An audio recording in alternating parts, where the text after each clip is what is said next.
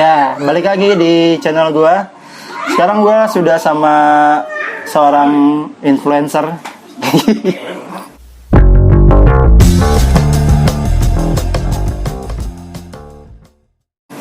Influencer gokil. Ada Erna di samping gua. Nah, di video kali ini gua pengen ngobrol sama Erna tentang sesuatu yang lagi sempat viral kemarin, tentang seorang perempuan yang diekspos bagian-bagian tertentunya oleh salah satu pegawai cafe shop. Ya, coffee shop. Ya kita nggak usah sebutin cafe shop lah ya. Nah, itu kan viral banget tuh ya. Nah, lu tahu berita itu gak sih? Tahu. Atau apa? Tahu yang kan? Iya, tahu. Yang disorot itu. Iya, betul. Nah, kan dari itu CCTV itu kan. Iya, dari situ. Nah, itu kan ramai banget dan banyak yang memperdebatkan akhirnya perdebatan-perdebatan lama tuh kayak sebenarnya yang salah itu siapa, kayak banyak yang bilang itu cowok pelakunya salah. Terus tapi juga banyak yang bilang kalau itu masalah ceweknya juga kan, cewek kenapa pakai baju yang seksi dan macam-macam lah. Terus banyak yang bilang namanya kucing kalau dikasih ikan pasti ini kan. Nah, ya kayak gitu-gitu tuh. Betul. Kalau gue sih pengen nanya nih pendapat lu sebagai seorang perempuan melihat kasus ini tuh kayak gimana? Kalau ditanya yang salah secara umum sih emang jelas yang salah ya yang melihat dari CCTV itu ya, dan juga Si laki-laki itu kan? Si laki-laki itu dari dia maksudnya memperhatikan CCTV itu hanya di bagian-bagian tertentu, menurut gue itu udah salah. Ditambah di share, maksudnya sekarang itu kan apa-apa kalau misalkan di share di internet itu kayak bakal cepet gitu loh, ya nggak sih? Dan itu bisa jadi pelecehan. Nah, tapi gue juga tidak membenarkan kalau maksudnya di sini si perempuan, maksudnya dia kan ada yang bilang katanya dia juga salah karena pakaian seperti itu. Iya. Ya, gue tidak menyalahkan sepenuhnya dan gue juga tidak membenarkan gitu, karena ya sebenarnya tergantung ya, semuanya kayak tergantung banyak faktor gitu. Maksudnya oke, si cewek itu juga punya hak memakai baju yang dia miliki, dia mau pakai baju apa ya itu hak dia juga. Tapi di sisi lain ya harus tahu tempat gitu. Nah, si cowok juga ya menurut gue harusnya bisa juga menjaga pandangan sih gitu kalau menurut gue. Iya. Kalau gue sih ngeliatnya kasus ini tuh kan bukannya kasus baru ya, maksud gue siapa namanya tuh cewek yang dilecehkan secara itu secara apa ya berarti kalau gitu di video gitu direkam kayak gitu kan bukan kasus pertama tuh ya. Akhirnya perdebatan kayak gini kan muncul lagi. Seharusnya sih emang udah selesai gitu kasus kayak gini, nggak usah perdebatkan. Yang salah ya pasti pihak laki-lakinya gitu, si pelakunya kalau menurut gue juga. Karena kalau masalah pakaiannya ya bener kan, pakaian itu mah ya hak siapapun lah pakai, terlepas dari misalnya agama lu apa ya kalau menurut gua gitu ya. Bahkan kalau agama lu pun menganjurkan lu untuk tetap berjilbab tapi lu tidak berjilbab juga ya terserah lu gitu, terserah dia lah ya. Karena ya itu neraka kan dia yang benar. Dia yang ini yang masuk kan, bukan kita juga yang masuk neraka mah. Tapi kenapa ya menurut gua masyarakat kita itu masih aja gitu suka memperdebatkan hal kayak gini gitu.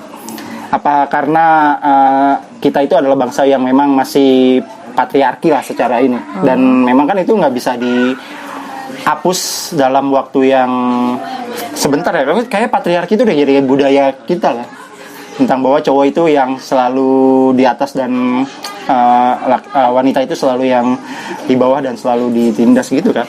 Kalau menurut lu gimana tuh tentang si cowok yang ngerasa selalu harus dibela gitu? Karena menurut gue sih nggak harus ada, si cowok ini nggak harus dibela lagi sih, karena udah pasti salah gitu. Ya menurut gue juga dia nggak pantas dibela juga sih. Maksudnya dia tuh dengan melakukan seperti itu dia udah jelas dia melakukan pelecehan. Pelecehan. Betul kan? Dan menurut gue pihak yang mengerjakan mereka juga sudah mengambil langkah yang tepat dengan memecat. Iya, katanya dipecat ya si pelakunya ini kan. Dan juga gue denger sih katanya diituin kan, maksudnya dapat hukuman dibui. Di penjara ya? Kayak itu belum tahu. Tapi emang harus dipenjara karena supaya ada efek Biar jerak. efek jerah, betul. Karena sebenarnya di penjara banyak yang di ini juga kasusnya banyak yang hilang gitu aja kan. Iya. Maksudnya sebelum ini gitu. Maksudnya Iya. kayak ya udah nguap aja gitu. Kita nggak tahu ke follow up si kasus itu kayak gimana kan. Benar banget. Kan dulu kan artis juga bikin video gitu kan, dan hukuman penjara juga kayak nggak bikin jerah juga waktu itu kan. Ada kan ya artis tuh Yang mana? penyanyi band itu loh yang bikin video. Oh. Kan itu salah satu. Oh, iya, Padahal iya, saya idola saya dulu itu. Oh gitu. Tapi ya memang banyak sekarang kan yang ngomong kalau perempuan itu kalau bisa jangan kemana-mana, jangan pakai baju yang ini karena rawan terhadap pemerkosaan kayak gitu. Iya. Kalau gue sih ngeliat pemerkosaan bukan karena itu sih. Karena gue kalau ngeliat di ini deh, di Twitter atau di mana kan banyak juga sekarang yang ngebelain kalau ternyata faktanya, datanya mengatakan bahwa pemerkosaan atau pelecehan seksual itu banyak yang dilakukan justru bukan sama orang-orang yang pakaiannya terbuka gitu. Maksudnya korbannya itu justru yang banyak kan pakaiannya tertutup kan. Iya, banyak. Berapa juga persen kayak gitu yang jadi memang karena otaknya aja sih. Nah, benar. Otak Jadi pelaku kan gitu. itu yang salah bukan si perempuannya dengan pakaiannya apa yang dia pakai juga, tapi tergantung orangnya, tergantung pikiran dari si orang itunya, ya enggak sih? Berarti kayaknya kalau kayak gitu perlu apa ya kita? Kalau misalkan kan ituin berarti yang salahnya dari si pemikiran orang-orang itunya kan. Iya, jadi yang harus Ada edukasi ya. Ada edukasi lagi sih. Ya menurut gue. pelaku orang-orang kayak gitu. Maksud gua jangan sampai lu kan gitu. Kalau gue sempat nonton story-nya ini IGTV-nya Ernest Prakasa.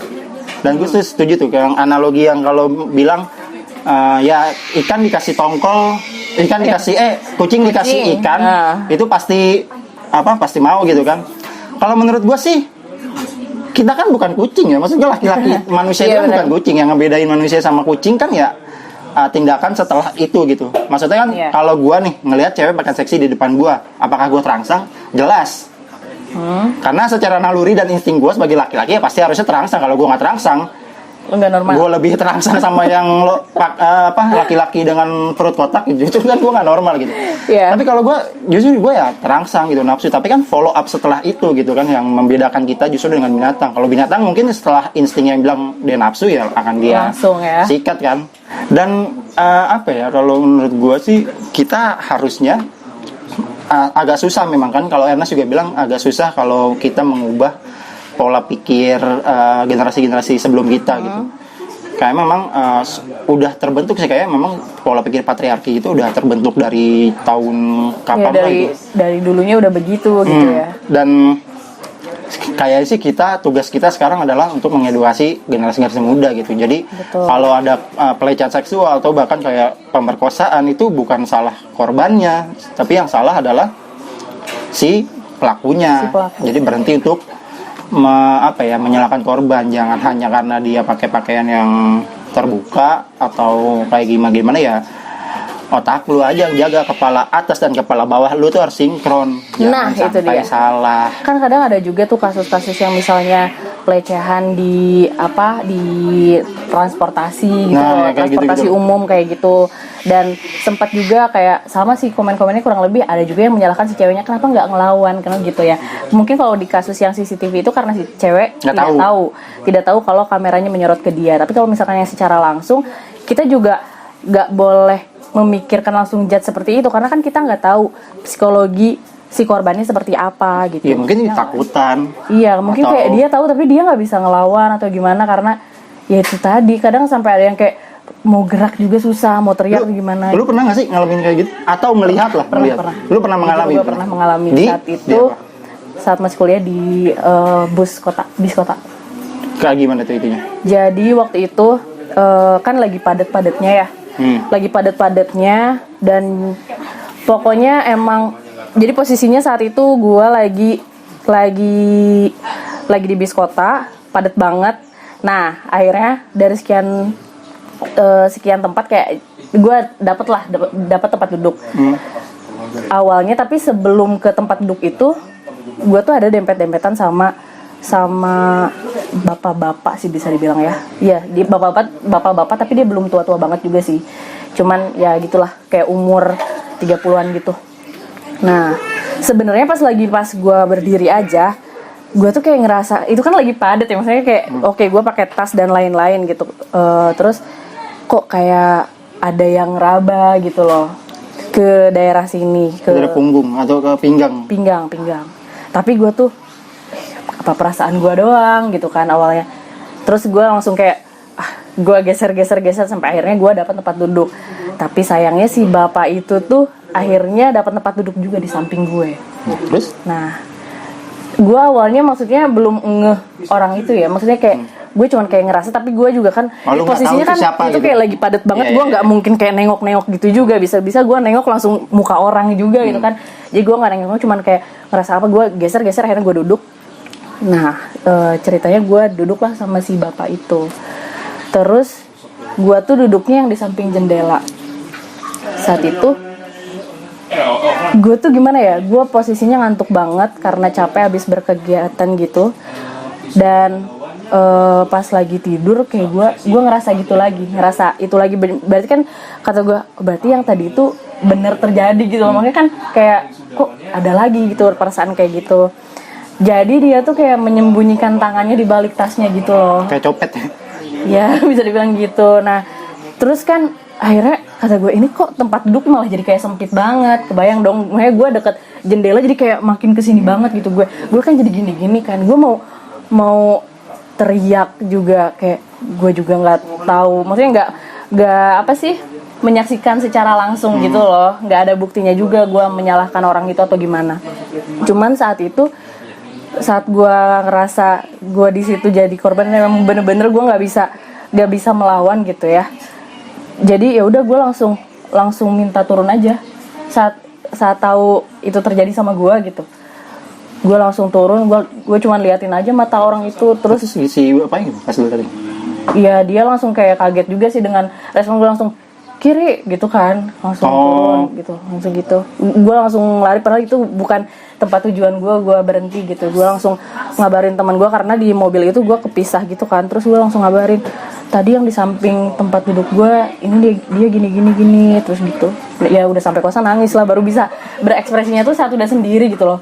Saat ya pas masih banyak orang gitu ya berarti panik. Memang ada beberapa perempuan yang nggak bisa langsung lawan di saat yang bener. Itu maksudnya di saat kejadian tuh nggak bisa langsung lawan ya, karena mungkin ada sesuatu gitu yang di diri dia yang nahan gitu kan. Betul. Banyak orang kayak mungkin kayak lu kayak baru bisa sedih atau kayak gimana lawannya ketika memang udah nggak ada siapa-siapa kan. Iya, dan itu pun kayak apa ya, bener-bener kalau misalkan kayak ada yang bilang, ih kenapa lu kalau misalkan udah tahu kayak gitu kenapa langsung nggak tegas aja gitu ngambil sikap atau nggak gimana biar orang itu juga kapok. Cuman apa ya, gue tuh jadi kayak berpikir panjang gitu loh. Pertama gue juga nggak ada bukti, gue nggak ngedapetin dia melakukan aksinya juga gitu loh. Terus malah takutnya jadi kadang jadi gue yang salah atau gimana, kan kadang opini itu bisa ke ini kan, begitulah.